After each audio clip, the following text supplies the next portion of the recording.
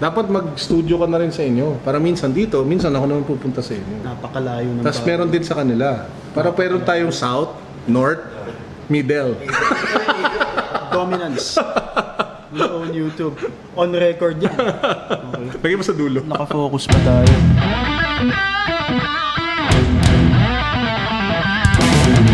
Hey everybody, what's up? How's it going? Thanks for watching. Thanks for being here. This is Sean. I do sneakers, I do travel, and everything in between. I am here once again in this familiar white wall. Someday it will have like stuff already at the back. Watch out for that. You know the guy. Hey guys, Carlo Carlo, here. introduce yourself. Hey guys, Carlo here. Welcome to the vlog. To Sean's vlog. So happy to be here. Usually talk about sneakers and tech. He's blessing us once again with another episode. Brand new studio. Thanks for having me here. It's on my channel, but hey, always appreciate it. Always a pleasure, and thanks for the food. He brought really good food. Yeah, Let's do instant that. access. Let's do that again someday. All right. So yeah, we're here to talk about stuff, right? And this is the stuff that you should have or own or do to elevate your style, to be considered as a grown-up. You know, we're not fashion experts, we're not image consultants, far from that. But we're kind of old, so we know what we're talking about. Would you agree? Old, yeah. We are very old. All right, so we're gonna have a little fun here. It's not a serious episode. Let's do it. All right, so let's start with the basics. We're a sneaker channel. I have a sneaker channel. Carlo has a sneaker channel. First thing you should have or own or do is clean sneakers, all right? Yeah, I agree. I hate it when I see dirty sneakers. We're the It's same. like the tito in me. Parang, though you don't have time to clean your shoes, parang that's so... It gives the vibe that you are lazy, that you don't care about the people around you, that you don't respect the people that you're meeting. Exactly. And it's just something that I find really off. I mean, if I see you wearing dirty sneakers in a bar, it's okay. But if I see you at work, and you're wearing dirty sneakers, it like sends a signal to me, okay, this guy will never be promoted.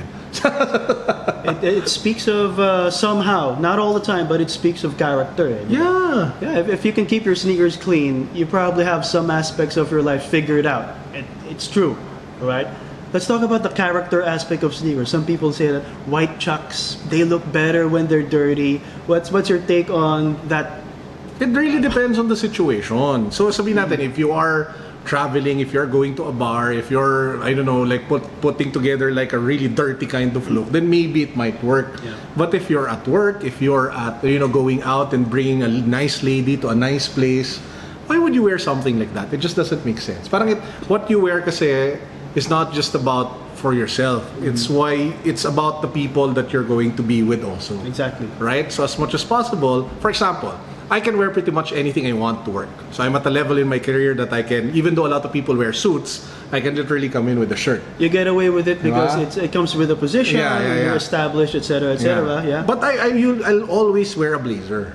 Kasi it still shows respect to the people around me. Yep. So I'll wear usually either a collared or a collarless shirt like this one, nice jeans, sneakers, and then a blazer. But even though, for example, the sneakers, you'll never catch me wearing Yeezys at the office. Kasi it's just insanely casual. Yeah. And I can imagine the faces of my boss siguro if I wear a Yeezy. Saan mo binili yan? Yung pa tinanong eh. So I wear usually mga leather type of sneakers. So you conform to the situation or the people that you're going to be with. It's not about not being true to yourself. Sometimes you have to conform because it conveys respect. You appreciate the culture and the setting. It's not necessarily fitting in and dropping who you are. It's about showing people that you mean business and that you're responsible, right? That's what grown-ups do. That's one way to elevate your style. Clean sneakers. Kasi it ultimately depends on what is it that you're after. Kasi fashion can be very selfish. Selfish in the sense that you want to be very comfortable, that you just want to wear what's you. But it can also be weaponized. Yes, That's what siguro that's the problem with me. I try to look at things in a way that how can I get an ROI out of it. So for example, if you take a look at fashion, I always have the lens na what can I get out of by wearing different clothes. Yes. So how do you weaponize fashion? So in a corporate environment, how do you use it so that it commands respect? How do you dress up so that when people look at you, they say, "Whoa," di ba? So you have to think of things not just in the perspective of I want to be comfortable, but you have to look at things from the perspective of how can this work for me? How can this be an advantage for me? And that's what I meant when you can be lazy with fashion. When you just think that it's just about comfort, when it's not. It's about shaping perceptions. It's about creating a brand for yourself. It's about, opening up opportunities for yourself, be it personal or for example, Mrs. Ko. Just a quick story. My wife hates ugly sneakers. Dirty sneakers. Dirty sneakers. So from her perspective, she will never go out with a guy who wears dirty sneakers because most likely, sa kanya to, dirty sneakers means dirty nails. Kasi nga, you can't blame a person who has that perception. oh, kasi it sends off a vibe talaga na you are lazy. Yep. Okay, the next thing to do or have or to not do, the next situation here is for you to own, take it easy guys, a denim jacket. Alright, so you might be asking, denim jacket, that's so old. Guess what guys, the 90s style is back. You know what's old now? What's old now are the stuff that your dad wears. Slim fit, tight fitting shirts, jackets that are too rigid and linear. The denim jacket is back, and if you can pull off a denim jacket, if you have one, if you have a denim jacket in your dusty closet, bring it out, wash it, get on the mirror, take a look. You might like it. So I happen to have a denim jacket, and you do have a denim jacket. Can we see the merch? Well, it's just here in the back. So this is from Levi's. A dark pala siya. I thought it was lights. Good. So it's just a dark blue, simple denim jacket. So I like it because it's classic and it's timeless in terms of the look. Yep. But just a few things. Again, I will rarely wear this to work. Again, it's really how do you use it to your advantage. But for example, if you just want a casual vibe for the day, going out with the wife in the mall, and you want that extra oomph to your outfit, with a white t-shirt or black t-shirt, the jacket works really well. So that's the reason why I have it there. Parang it's an alternative to wearing hoodies. Yes. Which sobrang init sa Pilipinas, di ko talaga nito dapat ka mag-hoodie. But anyway, naka-hoodie sa BGC. Oh, grabe, hardcore, di ba? So yun. So it's a great alternative to hoodies and what else? Like jackets, like sports jackets. And you want to be a little bit more presentable. I can wear the denim jacket instead. Yep. Case in point, Conan O'Brien. So if you know Conan O'Brien from the 1 hour He has really good slot, fashion sense. Nobody talks about it a lot, but. And that's the very point of what I'm gonna say. From his 1 hour time slot, he trimmed it down to 30, a shorter time slot, and he watered down his style. Yeah. Instead of wearing that formal suit, he still wears the tie, but he puts on a leather jacket or a denim jacket. Ganun na lang, and it works. I love it. It's more relaxed, but you're still wearing a jacket. It's still kind of, it still gives off the impression that you care about your appearance. Yeah. This, my friends, is my denim jacket, the light colored denim jacket. This is Gap. I bought this in Orlando. It was on sale. Never had intentions of owning a denim jacket, but now I'm glad I did buy it, okay? If you are to get a denim jacket, my suggestion is to get a dark one. Yeah, for its versatility. Any jacket for that matter. If you're gonna own one jacket for the rest of your life. Zara. This is a Zara. Galing Zara nga. It'll only set you back less than 4,000 pesos. Yeah. Get a dark jacket. Okay? Denim jacket.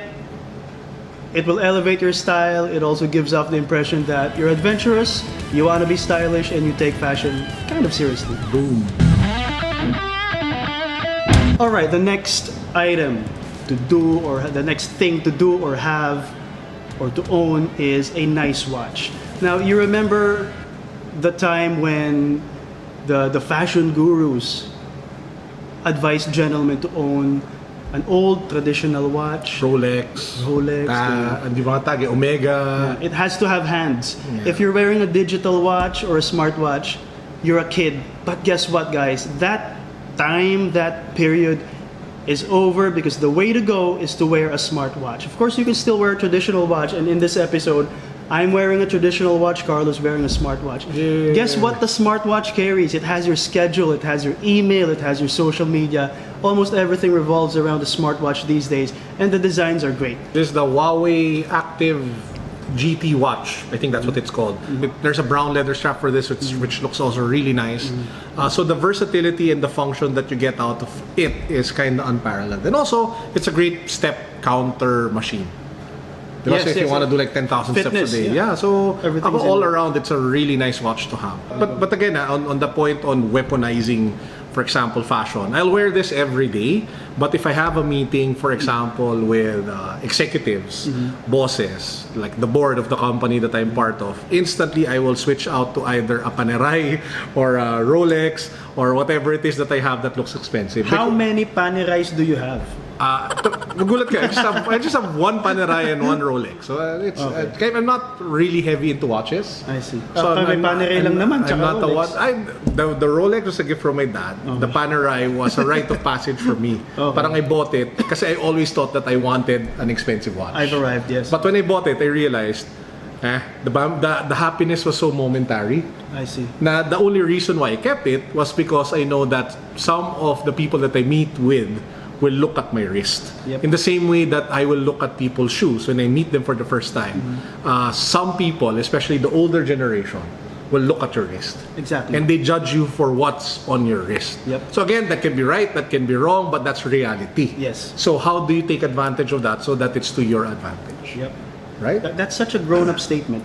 I was called out, quick story. I was called out for wearing a sports watch in a board meeting. Di ba? Parang ako naman, what? Seriously? Parang, oh, you're wearing a sports watch? You should wear something with leather. Parang ako naman, oh, okay. So I was kind of initially offended, too weirded out, but then I realized, okay, so now at least I know what they look for. So enough with the drama of you being offended. Just get a nice, di ba? Dress watch. Again, it's not conforming and dropping who you really are. Yeah. It's appreciating and respecting and understanding the culture, I guess, and the environment And making the it work for situation. you. Yes, it conveys power. Oh, kumbaga change the concept of selfishness from selfish to be comfort, selfish to be successful. That's the reality. Diba? So how can you make it work for you? Yeah.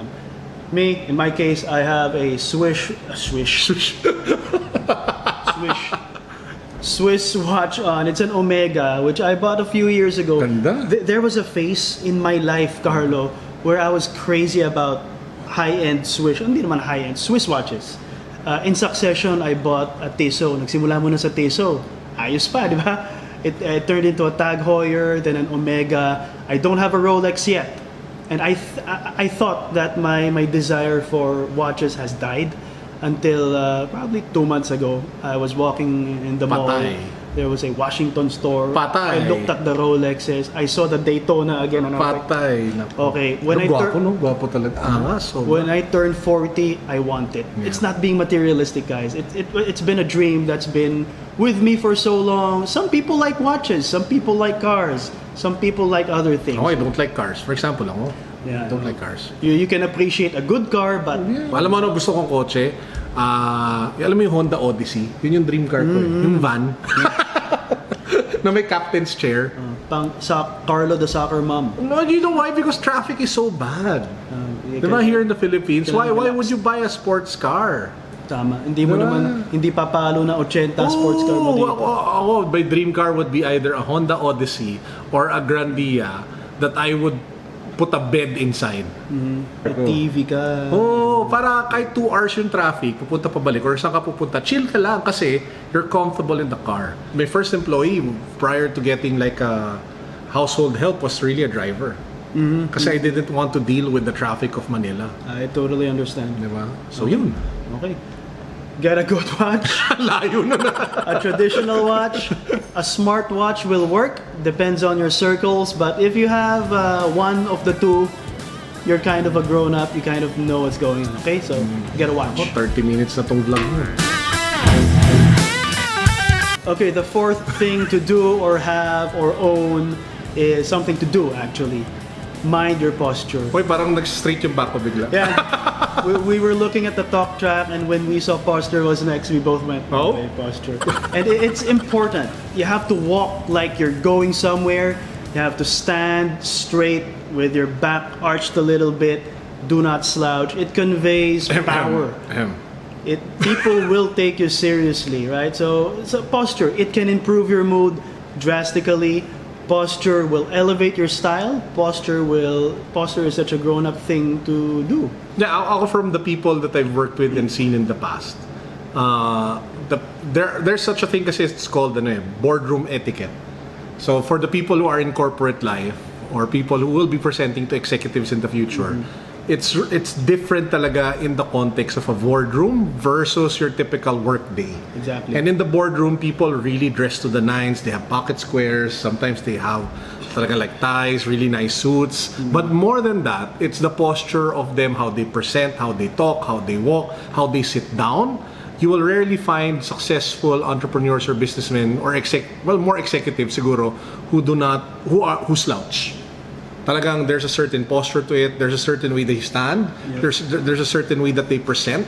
So that I think is also just as important. So speaking of boardroom etiquette, let's touch on that a little bit because it's so close to my heart, having been corporate for so many years. Yung mga nakabukas yung laptop, no. Bring a notebook.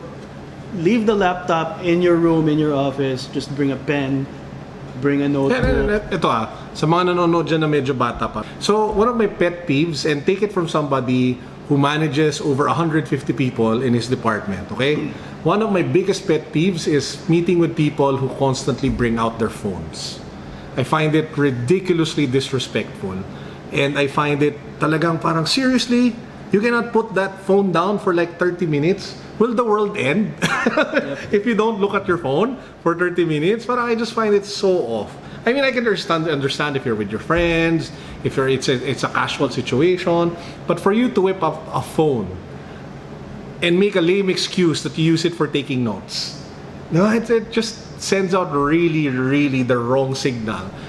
Parang it shows that you're disinterested, it shows that you're disengaged, it shows that you're bored with the topic, even though the topic can be so important. Exactly. And while you might think it's okay, believe me that the people who have a big hand in your future, usually your boss, will take it against you. Totally. Diba? So sometimes you're feeling, hey, okay lang yan. Then, napapansin nila. We notice. And we make mental notes. Yep. Yun. So tandaan nyo yun palagi. I like the evolution of this topic. It's posture, it's about form. That is bad form, bring out your phone. And Carlo, you brought up the aspect where you're in front of your boss. In a company or in business, it's important to invest in relationship currency. Correct. Social capital. Diba? Hindi ibig sabihin ng sip-sip. And how do you build a good relationship? Andyan yan, by showing the good graces, by respecting. By not bringing out your phone during meetings. Yun na lang yun. If there's one thing to learn from this segment. And not wearing dirty sneakers. Ayun, dami. And don't wear a denim jacket in the boardroom. And yung mga mahilig magsuot ng punit na pantalon sa office. Nasa rule siya, minsan sa guard pa lang, bawal na yan eh. Alright? So much stuff to talk about. It's kind of, pardon the free form, flowing like water format of this vlog. It's a conversation more than anything, and we hope that some way, somehow, we were able to share with you what we think, what we believe are stuff that can elevate you in one way or another, okay? So, yeah. So that's all the time we have for this episode. Again, thanks for watching. I'd like to remind you that your value as a person is not measured by what's on your feet. Except if you're wearing dirty shoes and you take out your phone. Lalo na. Pag sa kalaro sa dirty shoes, madumi na sapatos mo, nag-phone ka pa. Okay? Oo, patay talaga. Oh, be kind. That's more important than sneakers. Okay, Agreed. peace. God bless. What's up? Boom.